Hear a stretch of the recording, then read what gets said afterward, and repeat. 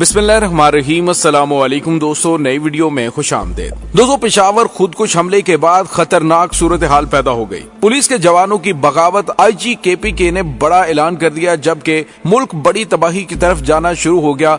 Imported सरकार का सबसे बड़ा मसला इमरान खान। वीडियो की तफसील में जाने से पहले आप देख रहे हैं हकीकत की दुनिया डॉक्टर अली के साथ। हमारा चैनल सब्सक्राइब करके घंटी के निशान को दबाना मत भूलिएगा। इस वीडियो को ज्यादा से ज्यादा फेसबुक, व्हाट्सएप और सोशल मीडिया पर शेयर जरूर करें।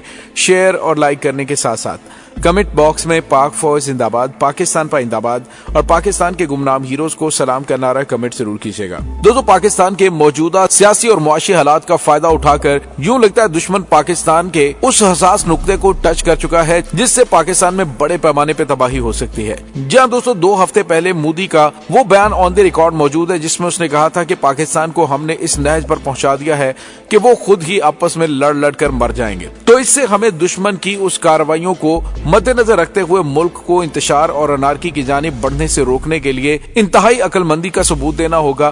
दोस्तों, एक वीडियो सामने आई है जिसमें देखा जा सकता है कि पुलिस के जवानों की जानिब से नारेबाजी की जा रही है और उन नारों के अंदर जिस इदारे की जानिब इशारा किया जा रहा है ये हर पाकिस्तानी अच्छी तरह से समझता है। लेकिन इससे पहले मैं आपको ये बताते चलूं कि 14 जनवरी की रात पेशावर के सरबंद थाने पर एक दस्ती बम हमला हुआ था। धमाका हुआ और पूरा इलाका लरस गया। वायरलेस पर कॉल चली और DSP सरदार हसनैन फौरी तौर पर थाने पहुंच गए और उनके 2 मुहाफिज भी उनके साथ थे। ये लोग गाड़ी से उतरे, चंद कदम लिए, दूर से फायर हुआ। सरदार हुसैन जमीन पर गिर पड़े और गिरते ही शहीद हो गए। मुहाफिज अभी पोजीशन ही ले रहे थे कि मजीद 2 गोलियां चली और वो भी निशाना बन गए। पुलिस ने सरबंद थाने को नरगे में ले लिया। तहकीकात हुई तो पता चला कि दहशतगर्दों ने 2 किलोमीटर दूर से DSP और उनके मुहाफिजों को निशाना बनाया था। इसके साथ ही सवालात खड़े हो गए कि दहशतगर्दों ने रात के अंधेरे में 2 किलोमीटर फासले से 3 लोगों को कैसे निशाना बना लिया। मजीद तहकीकात हुई तो पता चला कि दहशतगर्दों ने पहले थर्मल वेपन साइट से तीनों को लॉक किया और फिर उन्हें नाइट विजन राइफल के जरिए गोली मारी गई। इसके बाद सवालात खड़े हुए कि ये जदीद टेक्नोलॉजी सिर्फ अमेरिका के पास है, ये दहशतगर्दों के पास कैसे पहुंच गई। तो पता चला कि अमेरिकी फौज जाते जाते ये टेक्नोलॉजी अफगानिस्तान में छोड़ गई थी। ये उनके बाद तालिबान और तहरीके तालिबान के हाथ में आ गई और उसके बाद भारत ने उन्हें ट्रेनिंग दी और ये अब इसे खैबर पख्तूनख्वा और बलूचिस्तान में इस्तेमाल कर रहे हैं। दोस्तों, थर्मल वेपन साइट जिस्मानी हरारत से जानदार की जिस्मानी हैयत, साइज और अज़ा की तस्वीर बनाती है। शूटर हदफ के जिस्म का कोई उज़्व लॉक करता है, ट्रैगर दबाता है और गोली घुप अंधेरे में भी सीधी हदफ के जिस्म के उस उज़्व को निशाना बना देती है। ये टेक्नोलॉजी और ट्रेनिंग दोनों इस वक्त अदम TTP यानी तहरीके तालिबान पाकिस्तान दहशतगर्द तंजीम के पास मौजूद है और ये पिछले 4 महीने से इसे KPK और बलूचिस्तान में अंधाधुंध इस्तेमाल कर रही है। और दोस्तों, दूसरा वाकया जो हालिया पेश आया, दहशतगर्दों ने 30 जनवरी को पुलिस लाइन की मस्जिद में खुदकुश धमाका किया।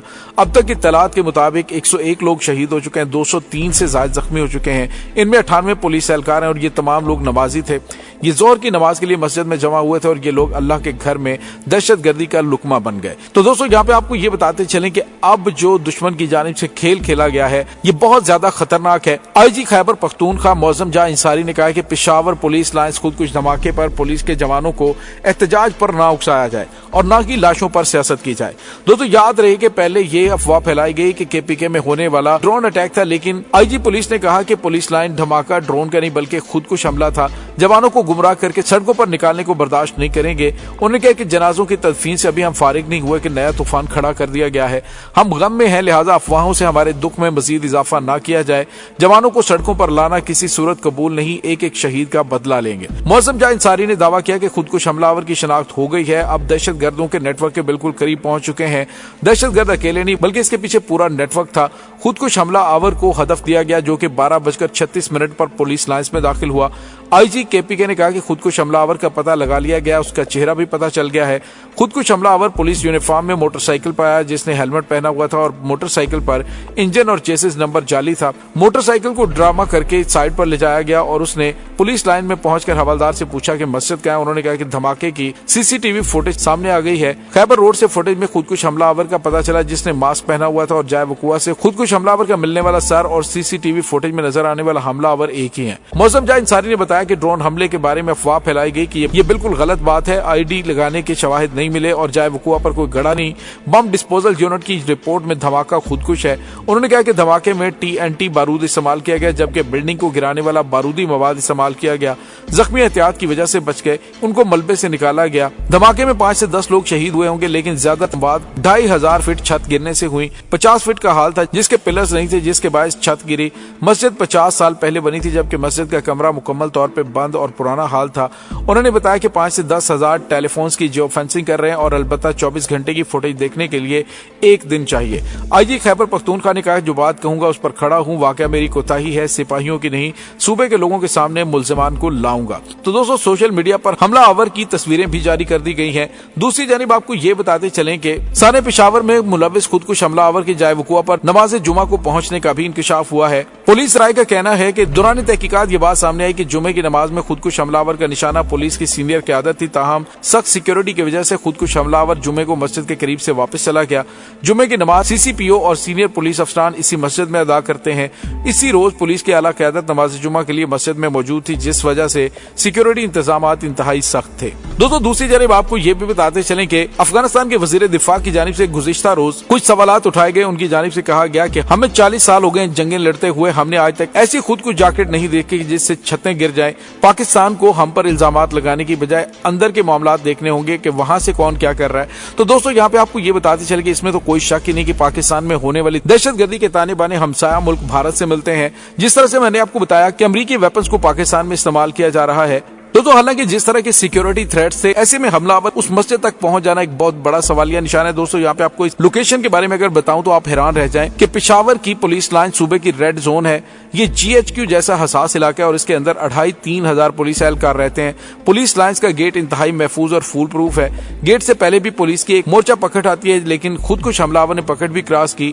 वो गेट से भी गुजर कर CCPO, SSP इन्वेस्टिगेशन और कमांडेंट के दफातर और सिक्योरिटी के सामने से होता हुआ मस्जिद में दाखिल हुआ। यानी आप यूं समझ लीजिए कि दहशतगर्दों ने मस्जिद की बाकायदा रेकी भी की थी और उसके स्ट्रक्चर की पड़ताल भी की थी कि मस्जिद का स्ट्रक्चर इंतहाई जदीद और मजबूत था। हाल के नीचे स्टोन नहीं था, छत दीवारों पर खड़ी थी और खुद कुछ हमलों से अमूमन छत का एक आध हिस्सा मुतासिर होता है और बाकी छत महफूज रहती है, जिसकी वजह से ज्यादा शहादतें नहीं होती। लेकिन ये हमला इस कदर कैलकुलेटेड था कि हमलावर ये भी जानते थे कि छत के नीचे सुतून नहीं और अगर उसकी मेन दीवार गिर जाए तो पूरी छत जमीन बोस हो जाएगी। लिहाजा हमलावर ने धमाके से एक दीवार गिराई और पूरी छत नीचे आ गई और लोग फर्श और छत के दरमियान पिसकर शहीद हो गए। दोस्तों, इस धमाके में इमारतें गिराने वाला मवाद भी इस्तेमाल हुआ है, जिसके नतीजे में पूरी इमारत खिसक गई। चुनाचे हम ये कह सकते हैं कि खुद कुछ हमलावर हमारी सिक्योरिटी की खामियों से भी वाकिफ था। ये इमारत के स्ट्रक्चर से भी आगाह थे और ये बारूद की किस्में भी जानते थे। लेकिन दोस्तों, अब जो मामलात हैं वो काफी ज्यादा हसास हैं। हम आज 101 लाशें उठाने के बाद भी आपस में लड़ रहे हैं, एक दूसरे पर इल्जामात लगा रहे हैं। हमारा दुश्मन टेक्नोलॉजी में हमसे आगे निकल गया, ये जदीद ट्रेनिंग भी ले चुका है, इसके पास भारतीय डॉलर भी है और ये सूबे के इंतहाई हसास और महफूज रेड जोन में दाखिल भी हो जाता है, जबकि हम एक दूसरे के मुंह पर इल्जामात का कीचड़ मल रहे हैं। यूं मुल्क तबाही की इंतहाई खौफनाक दलदल में धंसता हुआ महसूस हो रहा है। तो दोस्तों, यहाँ पे आपको ये बताते चलें कि हमें रुक कर जिन चीजों का जायजा लेने की जरूरत है वो ये है कि आखिर इशू क्या है और हम ये इशू कैसे हल कर सकते हैं। हमारे पास इस वक्त 3 बड़े इशू हैं। पहला बड़ा इशू भारत है। हम इंडिया से 75 वर्ष से लड़ रहे हैं।